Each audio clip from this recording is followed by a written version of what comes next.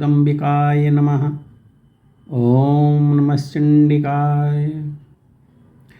जन्मेजय बोले, हे मुनिवर, मुझे इस विषय में यह महान संशय हो रहा है कि भगवान ने उत्पन्न होते ही उस बालक का त्याग कर दिया। निर्जन वन में उस असहाय बालक की देखभाल किसने की? हे सत्यवती नंदन, उस बालक की क्या गति हुई? बाघ, सिंह आदि हिंसक जानवर उस छोटे से बालक को उठा तो नहीं ले गए? व्यास जी बोले, हे राजन, जब भगवान विष्णु तथा लक्ष्मी जी उस स्थान से चले गए, उसी समय चंपक नामक विद्याधर उत्तम विमान पर आरूढ़ होकर अपनी प्रेयसी मदनालसा के साथ इच्छापूर्वक विहार करते हुए संजोगवश वहां आ पहुंचा। देवपुत्र तुल्य उस उत्तम शिशु को पृथ्वी पर सुखपूर्वक अकेले खेलते हुए देखकर चंपक ने शीघ्रतापूर्वक विमान से उतरकर झट से उस बालक को उठा लिया और वह उसी प्रकार आनंदित हो गया जिस प्रकार कोई धनहीन व्यक्ति धन का खजाना पाकर आनंदित हो जाता है। कामदेव के समान अत्यंत सुंदर उस नवजात शिशु को उठाकर चंपक ने अपनी पत्नी मदनालसा को सौंप दिया। उस बालक को लेते ही प्रेम से रोमांचित मदनालसा हृदय से लगाकर उस बालक का मुख चूमने लगी। हे भारत, प्रीतिपूर्वक हृदय से लगाने तथा चूमने के पश्चात उस तन्वंगी मदनालसा ने उसे अपना पुत्र समझकर गोद में ले लिया। उसे गोद में लेकर पति पत्नी प्रसन्नतापूर्वक विमान पर आरूढ़ हो गए। तब कमनीय अंगों वाली मदनालसा ने हंसकर अपने पति से पूछा, हे कांत, बालक किसका है तथा किसने इसे निर्जन वन में छोड़ दिया है? त्रिनेत्रधारी भगवान शंकर ने इसे मुझे क्यों दे दिया है? चंपक बोला, हे प्रिय, मैं आज ही सब कुछ जानने वाले इंद्र के पास जाकर पूछूंगा कि यह बालक देवता है, दानव है अथवा गंधर्व है। उनके आदेश प्राप्त करने के बाद ही मैं वन में प्राप्त इस बालक को अपना पुत्र बनाऊंगा। बिना उनसे पूछे मुझे कोई भी कार्य निश्चित रूप से नहीं करना चाहिए। ऐसा कहकर मदनालसा तथा पुत्र को लेकर हर्षातिरेक के कारण उत्फुल्ल नेत्रों वाले उस चंपक ने तुरंत विमान से इंद्रपुरी के लिए प्रस्थान किया। वहां पहुंचकर प्रेमपूर्वक इंद्र के चरणों में प्रणाम कर उस बालक को उन्हें समर्पित करके दोनों हाथ जोड़कर चंपक खड़ा हो गया और बोला, हे देव कामदेव के समान प्रभा वाला यह बालक मुझे परम पवित्र तीर्थ यमुना तथा तमसा नदी के संगम स्थल पर प्राप्त हुआ था। हे सचीपते, कांति से संपन्न यह बालक किसका है? इसका त्याग क्यों कर दिया गया है? हे देवेश, यदि आप आदेश दें तो मैं इस बालक को अपना पुत्र बना लूं। यह अत्यंत सुंदर बालक मेरी पत्नी का प्रिय पुत्र बन गया है। धर्मशास्त्रों में कृत्रिम पुत्र भी कहा गया है। इंद्र बोले, यह अश्वरूपधारी भगवान विष्णु का पुत्र है। हे महाभाग, हे संजक, यह परम तपस्वी बालक लक्ष्मी जी से उत्पन्न हुआ है। भगवान विष्णु ने ययाति के पुत्र राजा हरिवर्मा को अर्पित करने के उद्देश्य से इस बालक को उत्पन्न किया है।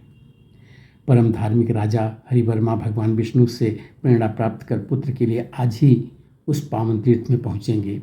अतएव जब तक भगवान विष्णु के द्वारा प्रेरित होकर वह राजा उनसे लेने हेतु वहां नहीं पहुंच जाते, उससे पूर्व तुम इस सुंदर बालक को लेकर वहीं पर पहुंच जाओ। हे श्रेष्ठ, वहां जाकर इस बालक को छोड़ दो, विलंब मत करो, क्योंकि राजा हरिवर्मा तुमसे पहले पहुंच गए तो बालक को वहां न देखकर अत्यंत दुखी होंगे। अतएव हे चंपक, इस बालक को छोड़ आओ, जिससे राजा पुत्र प्राप्त कर लें। यह पृथ्वी लोक में एक वीर नाम से प्रसिद्ध होगा। व्यास जी बोले, हे राजन, इंद्र की यह बात सुनकर चंपक शीघ्रतापूर्वक उस बालक को लेकर उस स्थान पर पहुंच गया। बालक पहले जहां पड़ा हुआ था वहीं पर उसने बालक को रख दिया और अपने विमान पर चढ़कर अपने स्थान को लौट गया। इसके तुरंत बाद कमलाकांत जगत गुरु भगवान विष्णु लक्ष्मी जी के साथ श्रेष्ठ विमान पर आरूढ़ होकर के राजा के यहाँ पहुँचे।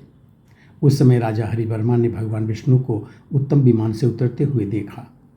भगवान के दर्शन से राजा अत्यंत हर्षित हुए और दंड की भांति उनके समक्ष पृथ्वी पर गिर पड़े। हे वत्स, उठो।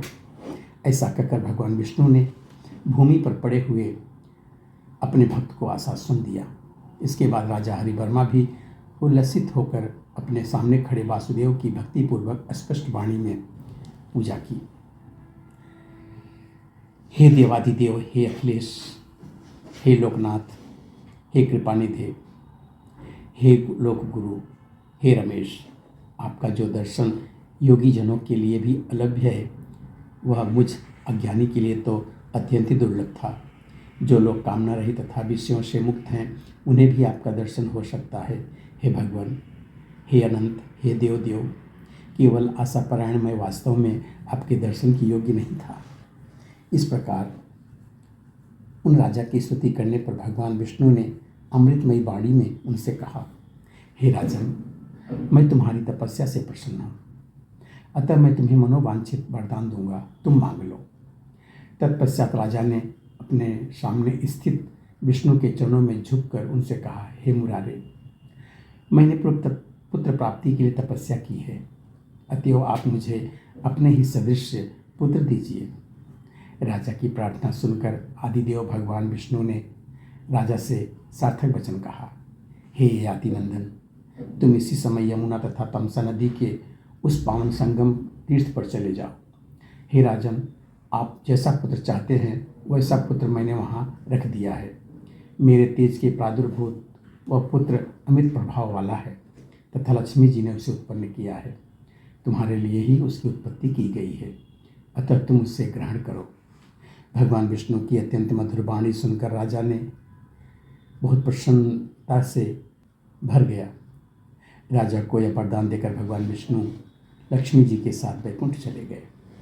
भगवान विष्णु के चले जाने पर उस जनार्दन की बात सुनकर आनंद विभोर यातिनंदन राजा हरिवर्मा एक अप्रतिहत गति वाले रथ पर आरूढ़ होकर उस स्थान पर गए जहाँ बालक स्थित था। वहाँ पहुँचने पर परम तेजस्वी राजा ने उस अति मनोहर बालक को एक हाथ से पैर का कोमल अंगूठा मुख में डालकर भूमि पर खेलता हुआ देखा। लक्ष्मी जी ने से उत्पन्न भगवान विष्णु के अंश स्वरूप तथा उन्हीं के समान प्रभावशाली एवं कामदेव के सदृश रूप वाला उस पुत्र को देखकर राजा हरिवर्मा का मुखारविंद हर्ष से खिल उठा। उस बालक को अपने कर कमलों से बड़ी तेजी से उठाते हुए राजा हरिवर्मा प्रेम सागर में मग्न हो गए। प्रसन्नतापूर्वक उसका मस्तक सूंघकर उन राजा ने उस पुत्र का आलिंगन किया और अत्यंत आनंद प्राप्त किया। उस बालक का अत्यंत मनोहर मुख देखकर प्रेम के अश्रु से रुधे कंठ वाले राजा ने उससे कहा, हे पुत्र, भगवान विष्णु तथा माता लक्ष्मी के द्वारा तुम मेरे लिए प्रदान किए गए हो। हे पुत्र, नरक भोग के दुख से भयभीत होकर मैंने तुम्हारे लिए पूरे 100 वर्षों तक अत्यंत कठोर तपस्या की है। उसी तप से प्रसन्न होकर रमाकांत विष्णु ने सांसारिक सुख भोगने के लिए मुझे पुत्र रूप में तुम्हें प्रदान किया है। लक्ष्मी जी तुम्हारी जननी है। तुझ पुत्र को मेरे लिए छोड़कर वे भगवान विष्णु के साथ वैकुंठ चली गई हैं। अब वह माता धन्य होगी जो तुझ जैसे हंसते हुए पुत्र को अपनी गोदी में लेकर आनंद प्राप्त करेगी। हे पुत्र, मेरे लिए संसार सागर को पार करने के लिए तुम नौका स्वरूप हो, जिसे साक्षात लक्ष्मीपति भगवान विष्णु ने उत्पन्न किया है। ऐसा कहकर राजा हरिवर्मा प्रसन्नतापूर्वक उस पुत्र को लेकर अपने घर की ओर चले गए।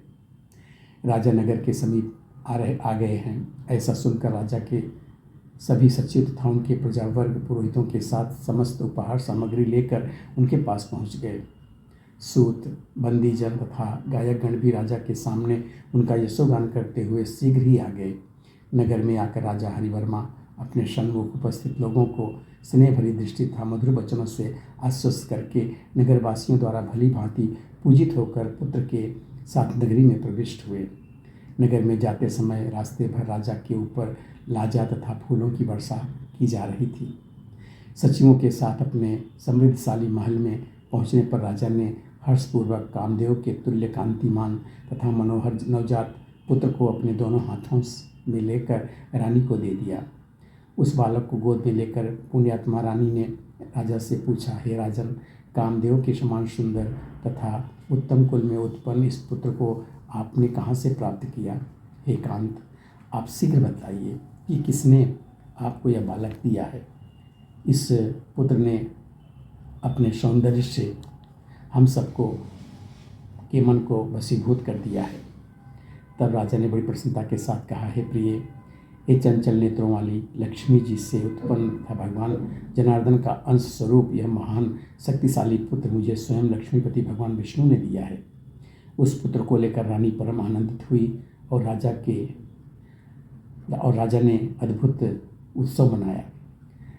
राजा ने याचकों को दान दिया। इस अवसर पर गीत गाए गए तथा अनेक वाद्य बजाए गए। सम्यक उत्सव करके राजा अपने पुत्र का एक वीर यह प्रसिद्ध नाम रखा। वे सुख पाकर बहुत प्रसन्न हुए तथा आनंदित हुए। इंद्र के समान पराक्रमशाली राजा हरिवर्मा भगवान विष्णु के सदृश रूपवान तथा गुणी पुत्र पाकर वंश ऋण पितृऋण से मुक्त हो गए। इस प्रकार समस्त देवताओं के अधिपति भगवान विष्णु के द्वारा अर्पित किए गए उस सर्वगुण संपन्न पुत्र को प्राप्त करके इंद्र के समान प्रतापी राजा हरिवर्मा अपनी भार्या के साथ नानाविध सुख भोगते हुए तथा विनोद करते हुए अपने महल में रहने लगे। यहाँ पे 6ठे स्कंद का 20वां अध्याय पूरा होता है। बोलो सच्चे दरबार की जय।